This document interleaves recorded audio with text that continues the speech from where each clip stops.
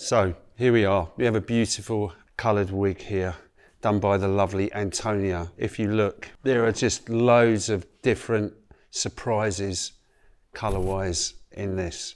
And what I really want to do is I want to bring colour out in this hairstyle because I just love it so much. And we're going to put the hair up so it moves around the head.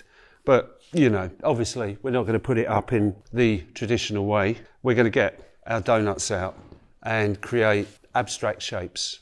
I always like things when they're a little off. I guess a kind of period hairstyle, but a period hairstyle with a difference. A period hairstyle that is abstract in terms of its shape. So what I'm going to do is, obviously, we do love a donut. And we do love a donut when they're used not in the conventional way, even more. So I'm literally going to pin these donuts together, small, medium and large. Normally, you would put a donut on like this.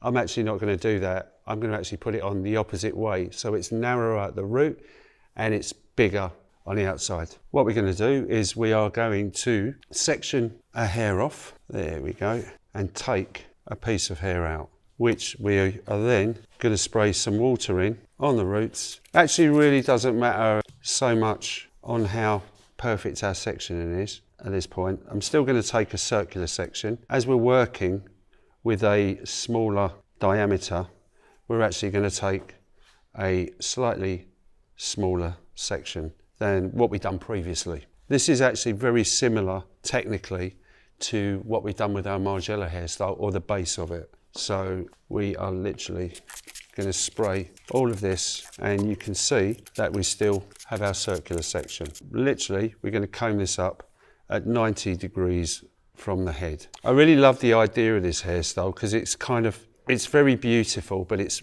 really off. And literally come down with our hands and tie it into the base. We're actually going to tie it around a few times so it's really very solid. That's beautiful, Carlo. And we're going to double knot. I'll pop my thumb on there. Carlo's going to finish it off with a double knot. And then we're literally going to chop the elastic off. Our donuts will go on here like this. Now we're going to come around to our second section, which we're going to take to kind of throw this shape off. So it's going to be towards the back and lower down. I mean, isn't this amazing? Like, you look at this, right, and wherever you kind of brush it or you comb it, you see colours that are very different. I really love this. And I'm actually really quite into the idea, right, that you have colour that can actually really change depending on what style you. So it's a circular section, as you can see. What's really important about this, when we're actually tying this, we really don't want to overstretch our lace, right? Because we don't want to create any bagginess in the hairstyle. We really want it to sit and be very taut. You want to put your hands on there, on either side? That's it. So Carlo's going to do this and keep this down and keep his hand there until I come in for the ponytail. And now he can tie. So there's no tension. Go around. That's beautiful. What we're going to do next is we literally are going to put our donuts in, but first of all, we need to pin them.